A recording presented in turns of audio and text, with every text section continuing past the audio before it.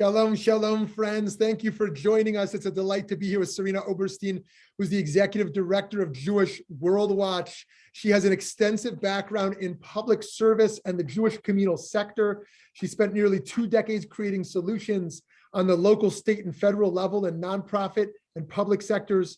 As an executive advisor with Star Insights, she created infrastructure to cultivate positive social change. As the chief operating officer for Vision to Learn, Oberstein oversaw strategic growth and service delivery across 10 states and 75 school districts, equipping thousands of children in high-need communities with glasses so they can lead more successful lives. She previously worked at the Southern California Regional Director of Bend the Arc, a Jewish Partnership for Justice, as well as the founding Southwest Regional Director of J Street. Serena successfully grew the organization throughout Southern California, Colorado, New Mexico, and Arizona. Serena served her community as a policy analyst and special assistant in the Valgarosa administration, where she helped shape social policy focused on education and equity. From 2014 to 2018, Serena served the LA City Ethics Commission as president and vice president. She holds a Bachelor of Arts degree in political science from the University of California, San Diego, and a Master in Public Administration degree from NYU's Wagner School of Public Service. She and her husband live in Northridge with their young daughters and dog Huck. Jewish World Watch, as many of you know, is an expression of Judaism in action, bringing help and healing to survivors of mass atrocities around the globe and seeking to inspire people of all faiths and cultures to join the ongoing fight against genocide. Just a little background here, friends, because we think it's important that our early Tzedek community knows about this important work. Founded on the shared history of the Jewish people and the principle of Tikkun Olam, repairing the world, Rabbi Harold Schulweis of blessed memory and Janice Kaminer-Resnick created Jewish World Watch in 2004 after learning of the ongoing genocide in Darfur, Sudan. Recalling the deafening silence during the Holocaust and the 1994 Rwandan genocide, Rabbi Schulweis taught that we must not be silent in the face of yet another genocide, that we must educate ourselves and raise our collective voices, and that we cannot stand idly by. The we at the time was the Jewish people, but since its founding, Jewish World Watch has grown from a collection of Southern California synagogues into an organization that draws support from schools, churches, individuals, communities, and partner organizations across the country, all sharing a vision of a world without genocide. Serena, thank you so much for taking the time to talk today. Thank you so much, Rav Shmuly. I'm really excited to be here, and I appreciate Ori Tzedek and all of the incredible work you're doing, and to be able to partner with you on some of the work to create a more just world. Thank you so much. I appreciate that so much. Can you share a little bit with us, just briefly, although I know you could talk about this for hours, the state of genocide globally today and what Jewish World Watch's approach is to the situation? Sure. Well, unfortunately, there are more genocide, mass atrocities occurring now than at any time in history. As you mentioned, we were founded in 2004 to address the genocide in Darfur. Darfuri refugees are still living in refugee camps in Chad, right? Because 18 years later, it's still not stable enough for them to go home.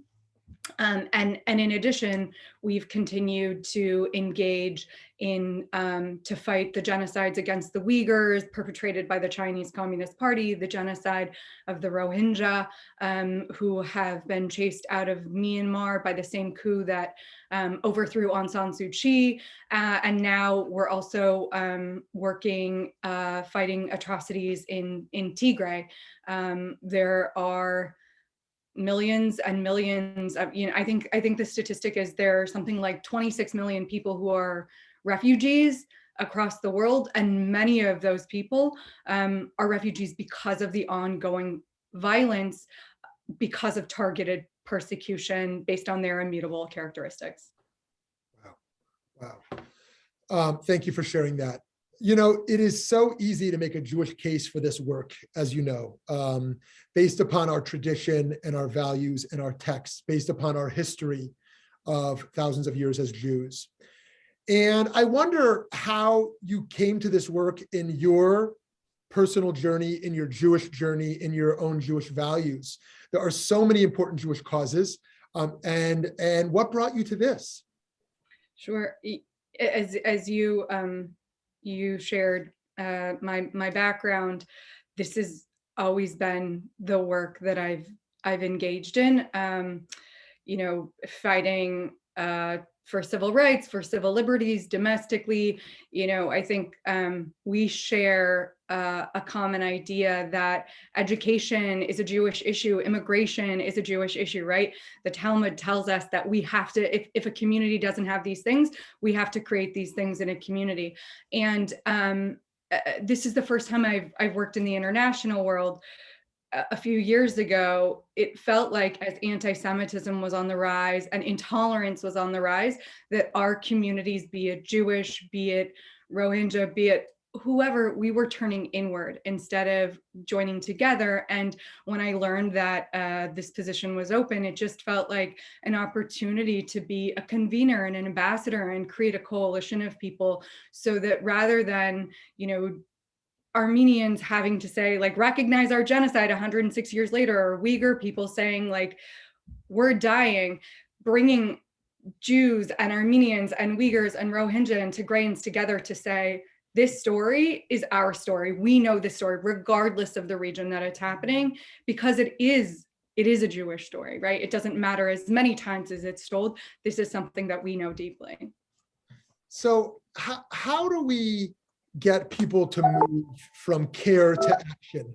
This is obviously beyond just anti-genocide work. This is a larger activist psychology question. Well, let's even forget the people who don't care, right? The people who don't care, like, what can we do about that? But the people who care, and they read the newspaper, they watch news, they shake their head.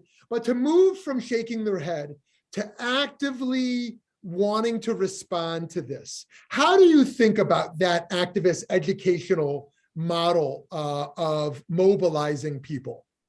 Yeah, well, I mean, I think, first of all, Jewish World Watch's model, the way we fulfill our mission is it's threefold. It's through education. It's starting by educating ourselves about what's going on, and then galvanizing people to action. And we work with our elected officials. We make sure that not only are Jews in the room, but members of the diaspora who are most directly being affected. I think and we do empowerment projects on the ground. So we're talking to people on the ground who are directly affected on a daily basis. And I really think it's about amplifying the voices that are of people who are mostly affected. And that's how you shift hearts and minds, right? You're right. Like, people who, it can be inundating, right? The problems are so big. And I'll say that one of the things that Jewish World Watch does is we talk about what we can do, rather than we talk about how big the problem is, because context is important. But instead of talking about how many people are food insecure, it's important to know the ways that we can create food security among Darfuri refugees in Chad, and make them, you know, empower them to become independent and not reliant. Talk about the ways that we can empower women, and instead of talking about all of the incidents of gender-based violence, we're shifting the way we talk about things, and talk about what is possible versus how grand, and knowing that, you know, as the Pirkei Avot says, like, we don't have to complete the task, but neither are we free to desist. It's always going to exist. We're always going to have to keep working. Yeah, very powerful. Can you talk about, speaking of the positive, can you talk about some successes, some cases where global intervention, in particular from the US, has indeed made a significant difference? And can you talk about a particular failure where there has been, or maybe even continues to be, particular silence or inaction? Sure. Well, I'll talk about one of the most recent victories after, so the crackdown, the most recent crackdown against the Uyghurs happened in 2017. Yeah. And so since that time, Jewish World Watch has been involved in working to pass different levels of legislation, initially just getting genocide recognition. And then after two different Congresses talked about a bill, we were finally able to get the Uyghur Forced Labor Protection Act passed. through a bicameral and bipartisan effort in both houses. It went to President Biden's desk, and incredibly, he signed the bill. And that is a huge victory to ending some of the forced labor that's happening in Urumqi, the capital of the Uyghur region. And I think it's a great start. Where there's failure is over and over, it takes too long to intervene. So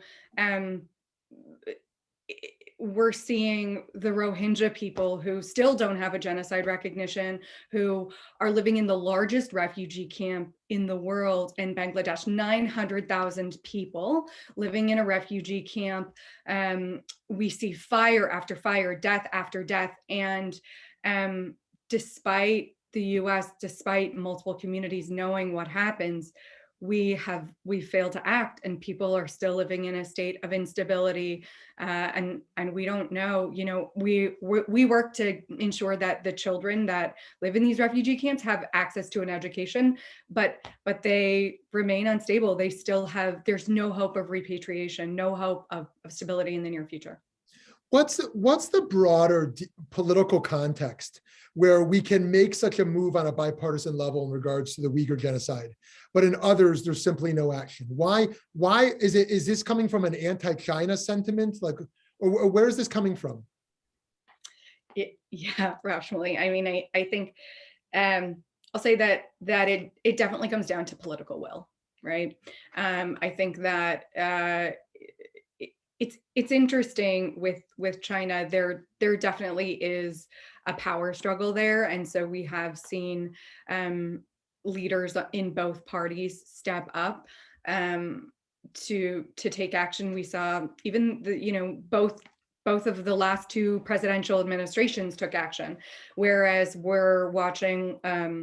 It's been over a year and a few months in Tigray, and there's been virtually no action. There are millions of people at risk of starvation, hundreds of people dying a day from famine, and we haven't done anything. We've passed a non-binding resolution, and so it really does come down to political will. I think that in the absence of organic political will, people calling their representatives, making sure that they know that these are things they care about, these are things they vote on, these are things that they contribute to their elected officials, that genocide and mass atrocities, regardless of who they're happening to, is a Jewish issue, and that this is, that we do need to act. And that is what pushes our elected officials. When they feel pressure from their constituents, they do take action. One of the things I've heard sometimes in our community is that, yes, all genocides are bad, but we should prioritize the responding to those where the populations are not known to be wildly anti-Semitic. And I wonder how you respond to that shouldn't be a part of a factor or part of the equation in regards to in regards to our prioritization. I think it absolutely should not be an equation. In fact, most of the areas that we work on are with Muslim populations.